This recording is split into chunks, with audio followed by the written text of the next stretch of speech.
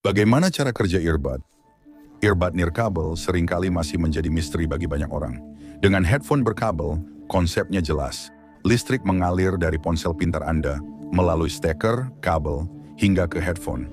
Namun dengan headphone nirkabel, bagaimana suara musik atau podcast favorit Anda bisa ditransmisikan dari ponsel pintar Anda melalui udara ke earbud nirkabel tersebut.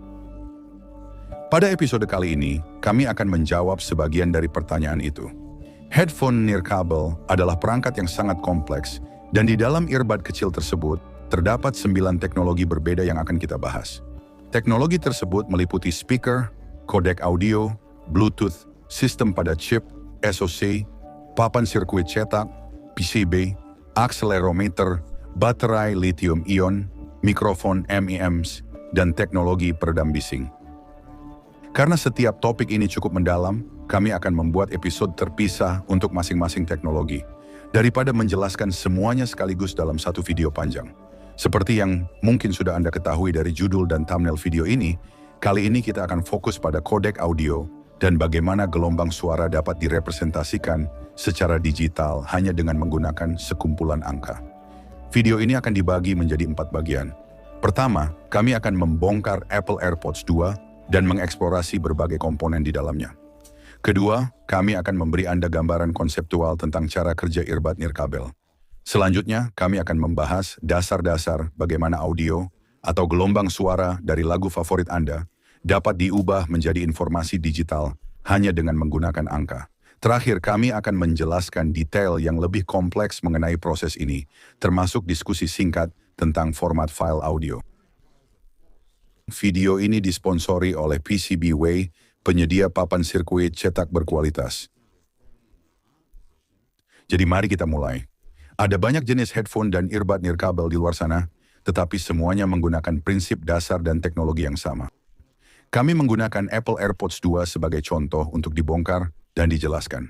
Perlu diperhatikan, membuka AirPods ini jauh lebih sulit dan berisiko merusaknya dibandingkan yang terlihat dalam animasi.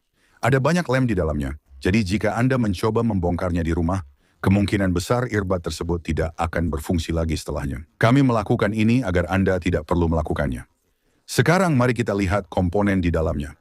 Di bawah lapisan luar lubang suara dan penutup debu, terdapat cangkang pelindung karet serta sensor optik.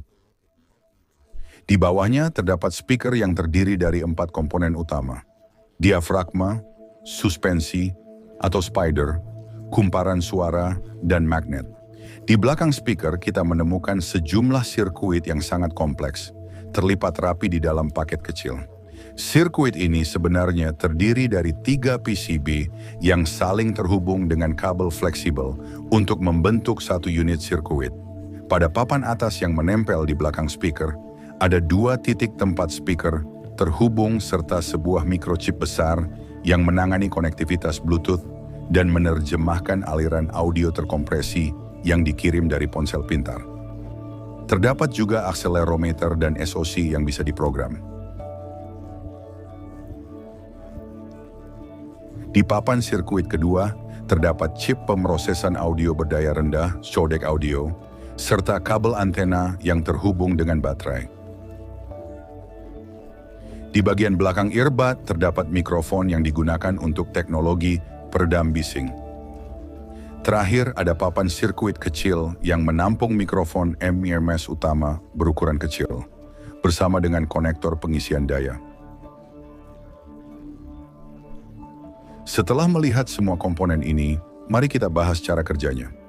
Saat Anda menyalakan headphone nirkabel yang telah dipasangkan dengan ponsel pintar, sebuah saluran komunikasi Bluetooth terbentuk untuk mengirim data bolak-balik.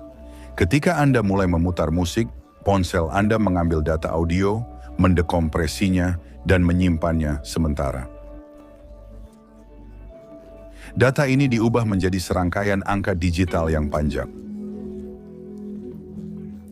Ponsel kemudian mengompres informasi ini sesuai dengan spesifikasi Bluetooth dan mengirimkannya melalui gelombang elektromagnetik ke earbud. Earbud menerima data, mendekompresinya, dan mengirimkannya ke kodek audio yang mengubah data digital menjadi gelombang analog. Gelombang ini kemudian menggerakkan kumparan suara yang menyebabkan diafragma bergerak dan menciptakan gelombang suara yang dapat didengar oleh telinga Anda.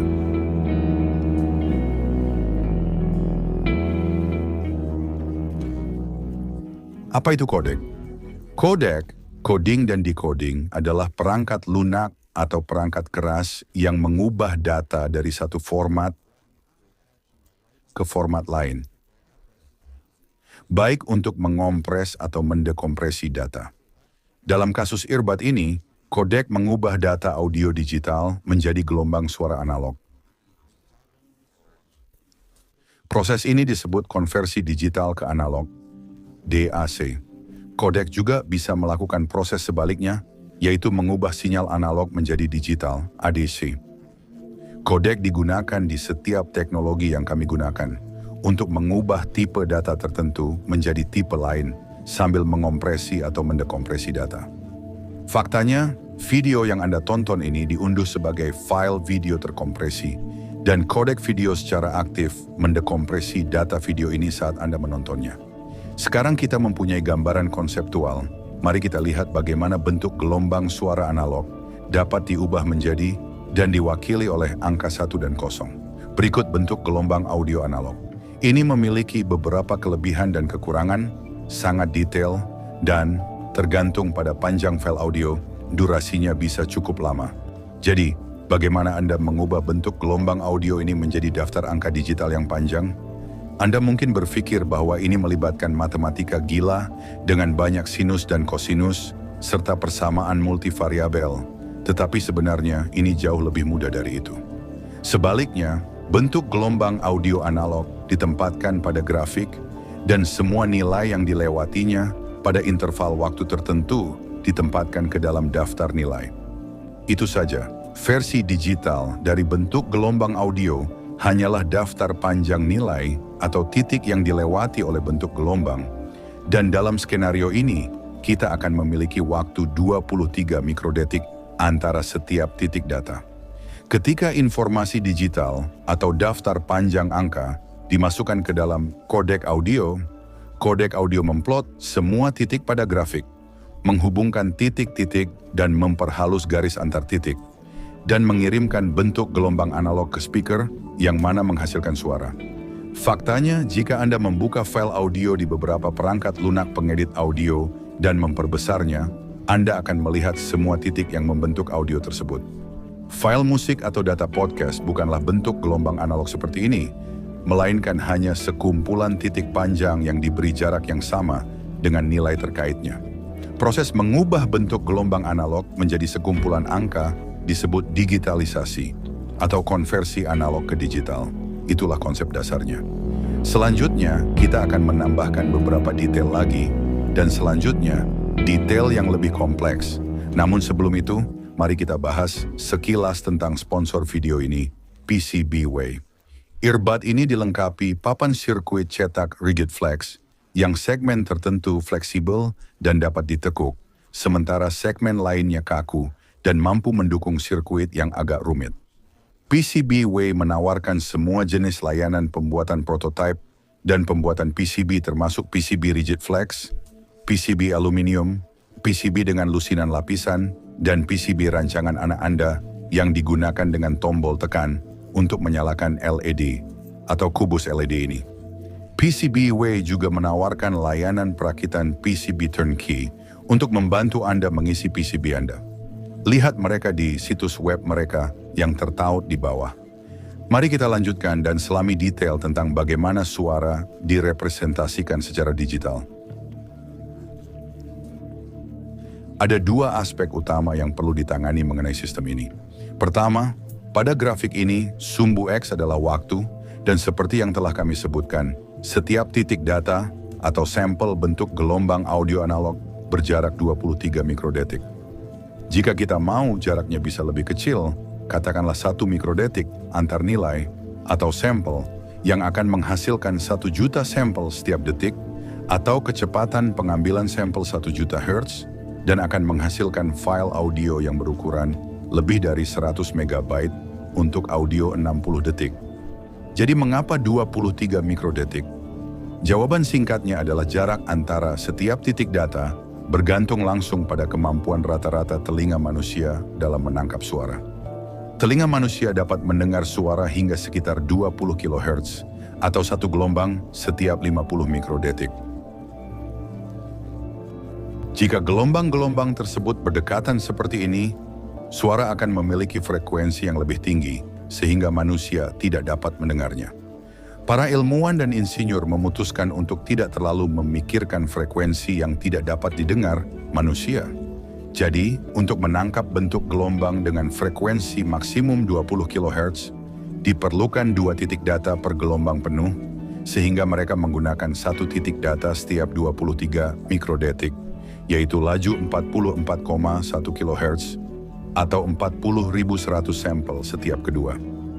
Perhatikan bahwa laju pengambilan sampel atau frekuensi pengambilan sampel sebesar 44,1 kHz adalah laju pengambilan sampel paling umum untuk rekaman audio seperti musik dan podcast, dan 48 kHz adalah laju pengambilan sampel paling umum kedua.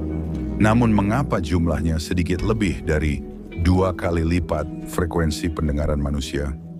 Nah, Anda dapat menemukan hal-hal spesifik beserta detail mengapa musik yang diputar melalui telepon selalu terdengar buruk, dan poin-poin penting tentang teorema Nyquist dan alias di komentar pembuatnya. Selain itu, kami akan sangat menghargai jika Anda dapat meluangkan waktu sebentar untuk memberitahu kami pendapat Anda tentang video ini di komentar di bawah. Mengetahui apakah menurut Anda suatu bagian membingungkan, membosankan, benar-benar menarik. Apakah bagian tersebut memiliki grafik yang bagus, atau apapun sangatlah berguna dan membantu kami meningkatkan kualitas video mendatang. Jadi terima kasih. Mari kita kembali ke daftar panjang nilai digital yang mewakili bentuk gelombang analog. Pertanyaan kita selanjutnya adalah, bagaimana kita merepresentasikan nilai-nilai ini dalam biner? Atau pada dasarnya, berapa angka 1 atau 0 yang akan kita gunakan untuk setiap sampel? Mari kita coba mewakili setiap sampel dengan menggunakan 1 bit, baik 1 atau 0. Untuk melakukan itu, mari kita ambil bentuk gelombang aslinya, berikan setiap sampel 1 atau 0, dan di sini kita memiliki data digital yang dihasilkan. Namun seberapa akurat konversi analog ke digital kita? Untuk memeriksanya, kita menyusun kembali grafik menggunakan nilai-nilai ini, 1 di atas sini, 0 di bawah sini, dan menghaluskan garis di antara titik-titik tersebut. Sekarang kita memiliki bentuk gelombang analog yang dibuat dari data digital, yang dibuat dari bentuk gelombang audio asli, dan reaksi ini tidak terlihat seperti audio aslinya, sehingga 1 bit saja tidak cukup. Jadi katakanlah kita menggunakan 2 bit, yang berarti setiap sampel dapat berupa salah satu dari 4 nilai berbeda. Mari kita ambil audio aslinya, bulatkan setiap nilai ke setara 2 bit terdekat, dan di sini kita memiliki kumpulan nilai yang panjang. Saat membuat ulang audio, kami akan memplot kembali semua titik pada grafik, memperhalus garisnya, tetapi masih terlihat sangat buruk karena tidak benar-benar cocok dengan bentuk gelombang aslinya. Pertanyaannya adalah, berapa jumlah nilai optimal pada sumbu vertikal yang diperlukan untuk mewakili bentuk gelombang audio asli secara akurat? Dan jawabannya bervariasi, tetapi CD audio misalnya menggunakan 16 bit untuk setiap sampel. Dengan 16 bit artinya ada 2 hingga 16 atau 65.536 nilai berbeda di sepanjang sumbu yai. Atau menggunakan jargon teknis, kami mengatakan file audio kami memiliki kedalaman bit 16 bit. Proses mengubah sinyal analog menjadi sekumpulan nilai disebut kuantisasi, dan menetapkan bit ke setiap nilai disebut modulasi kode pulsa.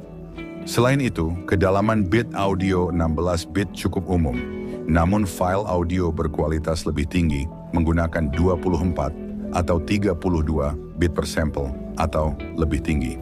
Oke, jadi jika Anda menonton video ini dan bertanya-tanya tentang format file MP3, AAC, WAV, FLAC, atau format file audio lainnya, kami akan membicarakannya secara singkat di sini.